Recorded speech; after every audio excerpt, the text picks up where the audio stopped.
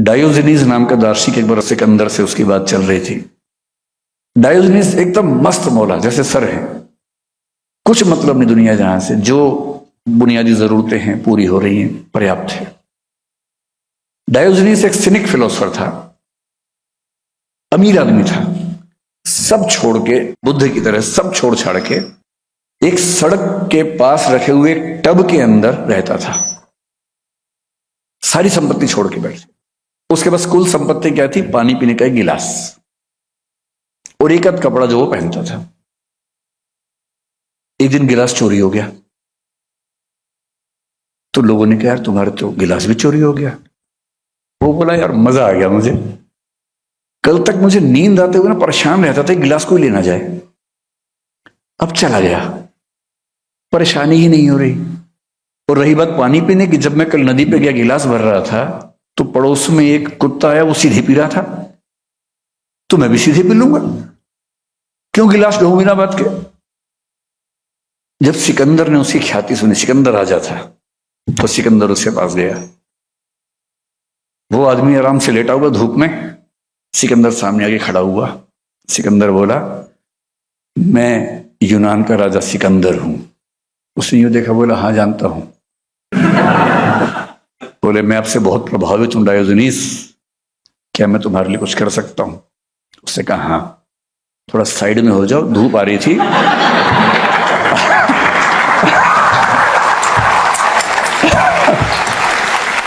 आपने बिना बात के धूप रोक ली है, साइड में हो जाइए, और धूप अच्छी तो आप भी लेट जाइए साथ में, क्या दिक्कत है? तो सिकंदर बोला कि डायोजनीस मैं आपसे बहुत प्रभावित हूं, मैं भविष्य में आप जैसा बनना चाहता हूं। उससे कि भविष्य में क्यों, आज ही बन जाओ, सब छोड़ के और लेट जाओ इसमें, ऐसा क्या करना है? उसने कहा नहीं, अभी मैं विश्व विजय अभियान पर जा रहा हूं, वापस आगे बढ़ूंगा। तो उसने कहा सिकंदर नोट कर लो, दुनिया को जीतने की इच्छा रखने वाला खुद को कभी नहीं जीत पाता है।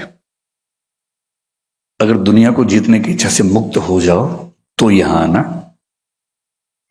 और कहते हैं कि उसी ने कहा था जिस दिन तुम मरोगे उस दिन समझोगे तुम जीवन भर निरर्थक चीजों में उलझे रहे थे। और कहने वाले कहते हैं कि जब सिकंदर मरा उसके दोनों हाथ खाली थे, उसने उठा के दिखाए, जब मरा सिकंदर तो दोनों हाथ खाली थे। कविता की पंक्ति है। यूं तो सिकंदर के हौसले आली थे, जब मरा सिकंदर तो दोनों हाथ खाली थे। और ये कहानी बन गई कि अंततः डायोजनीस की जीवन दृष्टि ज्यादा बेहतर होती है। भारतीय परंपरा थोड़ी अलग है। पश्चिम में कार्ल मार्क्स मेरा प्रिय चिंतक लंबे समय तक रहा, अभी भी है, पर ये अजीब अहंकारी लोग हैं, समझ नहीं आता है। हीगल के दर्शन से उसने बहुत सीखा, ये मैंने सर से सीखा कि हीगल से उसने क्या सीखा। हीगल ने डायलेक्टिक आइडियलिज्म नाम से एक सिद्धांत दिया, मार्क्स ने उसको डायलेक्टिक मेटेरियलिज्म कर दिया। और फिर कहा कि हीगल ठीक कह रहा था, बस वो सिर के बल खड़ा हुआ था, मैंने उसको सीधा कर दिया। अरे अपने गुरु के बारे में बात करने की तमीज है आपको भाई? आप दुनिया के बहुत महान चिंतक हैं, मान लिया, जिससे सीखा है उसके बारे में ऐसे बात करेंगे? और उसी मार्क्स से आगे चल के सीखा जॉर्ज लुकास ने, जहां से नियो मार्क्सिज्म पैदा हुआ। और जॉर्ज लुकास क्या कह रहा है? मार्क्स ने सब कुछ ठीक बोला था, बस वो सिर के बल खड़ा था, मैंने उसको सीधा कर दिया। सारे सीधा ही करने में लगे हुए एक दूसरे को। अरे भाई सीखा है तो विनम्र रहो। मैं भारतीय परंपरा का बड़ा सम्मान करता हूं इस मामले में। यहां गुरु का महत्व भगवान के बराबर होता है। ये जरूर है कि ऐसा गुरु होना हर किसी के बस की बात नहीं होती, लेकिन अगर कोई सच में गुरु है, और गुरु शब्द का मतलब क्या होता है? जो हल्का ना हो। गुरु मतलब जिसमें गुरुत्व हो, खींचने की क्षमता हो, भार वहन करने की क्षमता हो, जिसमें वजन हो। गुरु शब्द का शाब्दिक अर्थ ये होता है। अगर कोई सच में गुरु मिलता है, मैं सौभाग्यशाली हूं कि मुझे एक मिले हैं। सर से मैं मिला पिछले 30 साल में 3 बार हूं, और मेरा एनुअल रिचुअल है, टीचर्स डे पे लंबा मैसेज बना के सर को भेजता हूं हर बार, और लिखता हूं कि सब कुछ आपसे लिया है, तुक्के मेरे लग गए हैं, लेकिन सारा का सारा लिया मैंने आपसे है। तो उसी रिचुअल से मेरा एक वार्षिक कृतज्ञता ज्ञापन कम से कम होता रहता है, और मुझे तसल्ली मिलती है कि मैं अपनी जिम्मेदारी निभा पा रहा हूं। भारतीय परंपरा में कबीरदास ने जो कबीर सर के प्रिय कवि भी हैं, मेरे प्रिय कवि भी हैं, जब बैच खत्म हुआ तब मुझे कबीर के एक दोहे का मतलब और गहराई से समझ में आया। मैं फिर कह रहा हूं कि हिंदी साहित्य के नोट्स मैंने बना लिए थे, पढ़े, मैं सफल हो गया, नौकरी मिल गई, बड़ी बात है, फिर भी छोटी बात है, इतनी बड़ी बात नहीं। मैंने भी कई बच्चों को नोट्स बनवाए, पढ़ाया, उनमें से लोगों ने नोट्स याद किया, आईएएस बन गए। एक अर्थ में बड़ी बात है, पर यह बहुत बड़ी बात नहीं है। ठीक है, हो गया, ऐसी क्या खास बात है। कबीर बहुत परेशान होने के बाद गुरु से बोलते हैं कि मुझे बस मंत्र दो भाई, जीवन कैसे जीना है।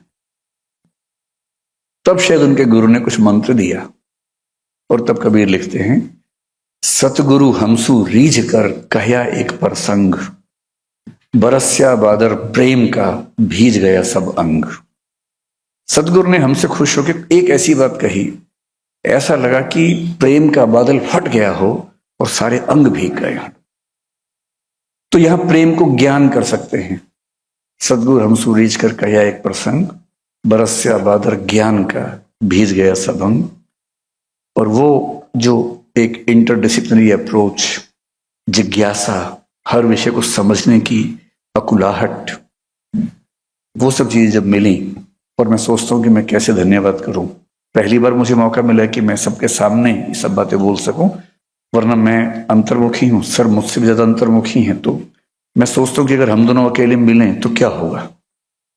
हम 1 घंटा चुप बैठेंगे, फिर उठ के चले जाएंगे, क्योंकि मैं सर के सामने बोल नहीं सकता, सर वैसे ही काम बोलते हैं, तो कैसे क्या बात होगी उसके बाद। तो तुलनाओं में कहना हो तो अध्यापक की भूमिका एक तो होती है रत्नावली जैसी, तुलसीदास के साथ जो हुआ था। तुलसीदास बहुत महान कवि हैं, लेकिन शुरू से नहीं थे, पत्नी के प्रेम में अंधे थे।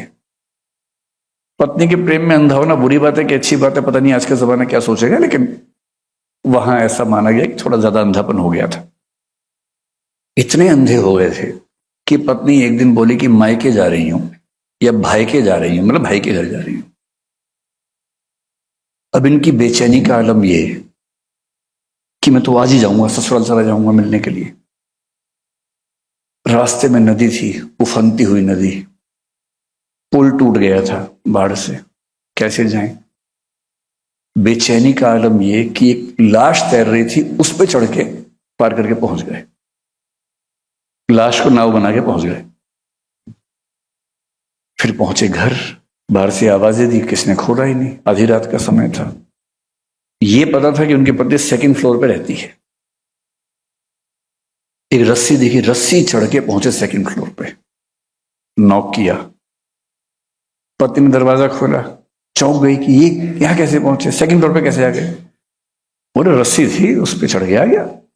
रस्सी, बाहर जाकर देखा रस्सी नहीं, सांप था वो।